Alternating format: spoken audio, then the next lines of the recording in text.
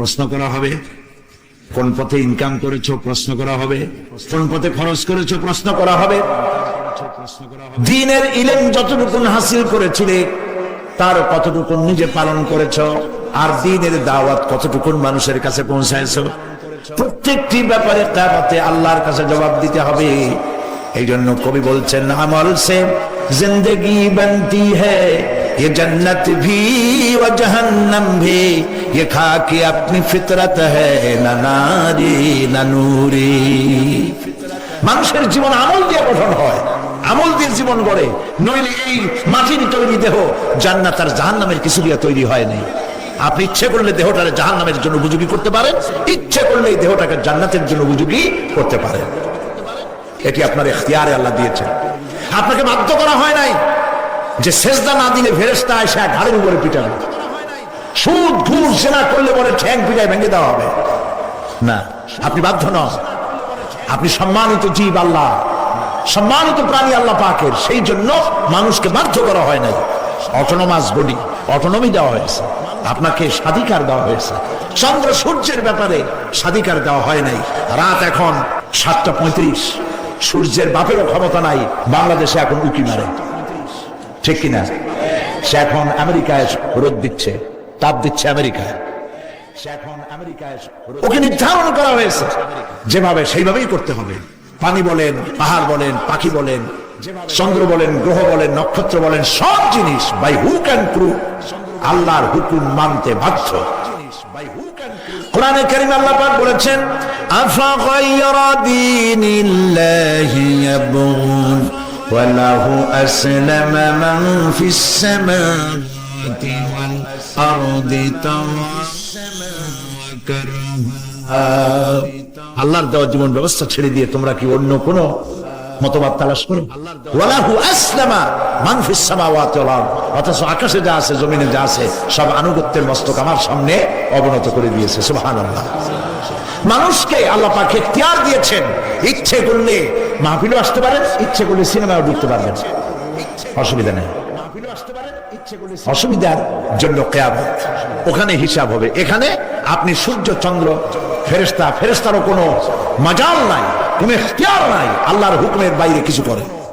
আল্লাহ যা করতে বলেছেন তাই করতে হবে, এর বাইরে এক চুলও নড়তে পারবে না। কিন্তু মানুষেরা করতে পারবে, মানুষ ইচ্ছে করলে নামাজ রোজা ছাড়তে পারে, ইচ্ছে করলে আল্লাহর অমান্য করতে পারে। এটা তার বিচারের জায়গা না, এটা হলো পরীক্ষার জায়গা। এটা কিসের জায়গা? পরীক্ষার জায়গা। এখানে আপনি কামাই করলে ওখানে কিছু পাবেন, এখানে কামাই না করলে কিছু পাবেন।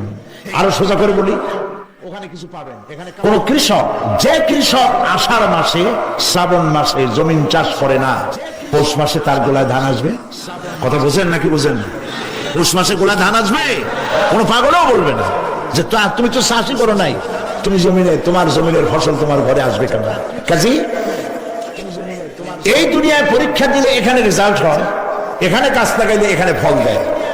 কিন্তু মানুষের জন্য আল্লাহ পাক যে আমল তৈরি করেছেন, পরীক্ষা নেবেন, সেই পরীক্ষার রেজাল্ট এখানে হবে না। পরীক্ষার রেজাল্ট আউট হবে কোথায়? আখিরাতে। বলেন সবাই, কোথায় হবে? পরীক্ষার রেজাল্ট আউট হবে কোথায়? আখিরাতে। এইখানে আপনি যা কামাই করবেন এখানে রিটার্ন দেওয়া হবে না। এখানে যা কামাই করবেন সমস্ত কামাই 700 গুণ বর্ধিত আকারে কিয়ামতে আল্লাহ আপনার হাতে ধরাই দিবেন। আল্লাহর ওয়াদা কখনো মিথ্যা হয়? মিথ্যা হয় রাজনৈতিক দলের নেতারা, এই জাতীয় লোকেরা যারা মঞ্চে আসে আর বলে যে এবার আমাদের ভোট দেন, আমরা ক্ষমতায় যাইতে পারলে আপনারা না খাইয়া কেউ মরবেন না। কিন্তু কি খাইয়া মরবে তাও কয় না। সেদিন শুনলাম এই যে নির্বাচন এখন একটা চলতেছে, স্লোগান বাপ দাঁড়াইছে, ছেলে তো বলে রহিম ভাই আমার ভাই, তোমার বাপের নাম রহিম। তারপরে শুনলাম বলতেছে বেগুন ভাইয়ের চরিত্র, আজকের নাম রাখে তো আদর করে বেগুন পটল, বেগুন ভাইয়ের চরিত্র ফুলের মতো পবিত্র। আমি আরেকজনের পাশে থেকে কইল যে নামাজ পড়ে না একক, তো এমনই ফুলের মতো চরিত্র। তো দুনিয়ার ময়দানে আপনি যা কামাই করবেন এখানে রেজাল্ট আউট হবে, এখানে আপনি পাবেন ফল, এখানে পাবেন। যা করবেন এখানে গাছ লাগাবেন, ফল লাগাবেন, এখানে পাবেন। আর আল্লাহর জন্য যেটা করবেন সেটার ফল, সেটার রেজাল্ট কিয়ামতে বাইরে হবে। সুবহানাল্লাহ। এখানে পরীক্ষা দিয়ে যদি কেউ ফেল করে ম্যাট্রিক পরীক্ষা দিয়ে ফেল করেছে, ফাজেল পরীক্ষা দিয়ে ফেল করেছে, আবার পরীক্ষা দিয়ে পাস করার সুযোগ আছে, আবারও ফেল করেছে, আবারও পরীক্ষা দিয়ে পাস করার সুযোগ আছে। 10 বার যদি ফেল করে আরো 10 বার পাস পরীক্ষা দিয়ে পাস করার সুযোগ আছে। কিন্তু কিয়ামতের দিন আল্লাহ রাব্বুল আলামিনের জীবনের পরীক্ষায় কোন মানুষ যদি আল্লাহর আদালতে ফেল করে বসে একবার, দ্বিতীয়বার পরীক্ষা দেওয়ার আর কোনো সুযোগ নাই। এই পৃথিবীতে যদি কেউ নিম্ন আদালতে মামলায় হেরে যায়, জজ কোর্টে করবে, যদি হেরে যায় হাইকোর্টে করবে, হেরে গেলে আপিল করবে সুপ্রিম কোর্টে, সুপ্রিম কোর্টেও যদি হেরে যায় তাহলে প্রেসিডেন্টের কাছে আপিল করবে, সুযোগ আছে কয়েকবার। কিন্তু কিয়ামতের দিন জীবনের আদালতে কোন মানুষ যদি একবার ফেল করে বসে, জীবনের মামলায় যদি একবার হেরে যায়, দ্বিতীয়বার আপিল করার আর কোনো জায়গা নাই। সে আখিরাতে রেজাল্ট আউট হবে। আমরা সব মরে যাব, আমরা সব কি হব? সব মরে যাব। আল্লাহ পাক আমাদেরকে উঠাবে না। মানুষকে কবরে রাখার সময় আমরা কি বলি? মিনহা খালাকনাকুম, জানেন না?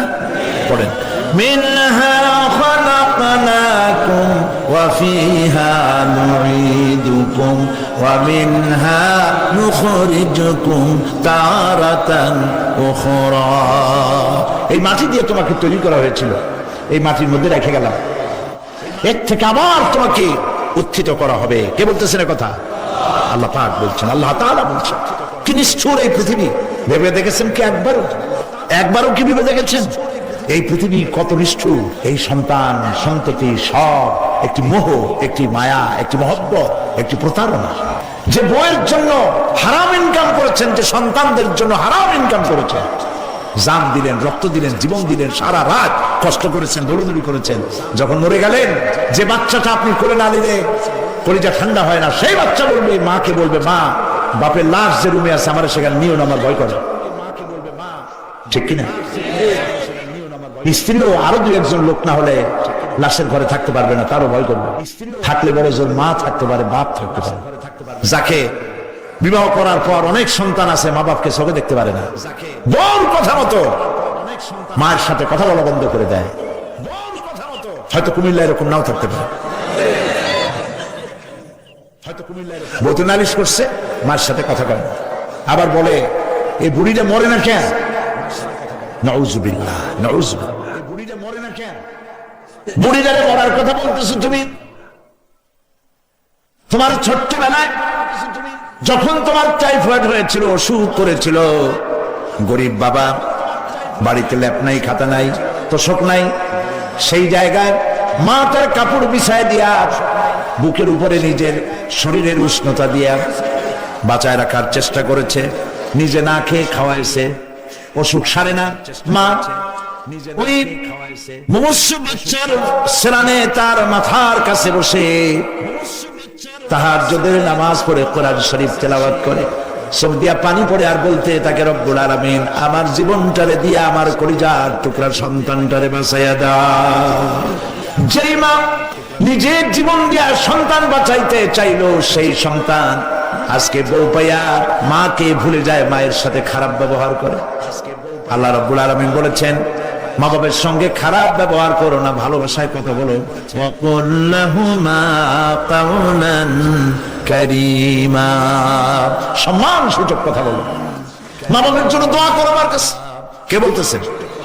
আল্লাহ তাআলা বলছেন দোয়া করো আমার কাছে এই ভাষায়, রব্বিরহামহুমা কামা রাব্বায়ানি সাগীরা। পড়েন সবাই, রব্বিরহামহুমা কামা রাব্বায়ানি সাগীরা। আয় আমার রব, আমার মা বাপ যেমনি ছোটবেলায় আমাকে অত্যন্ত যত্ন করে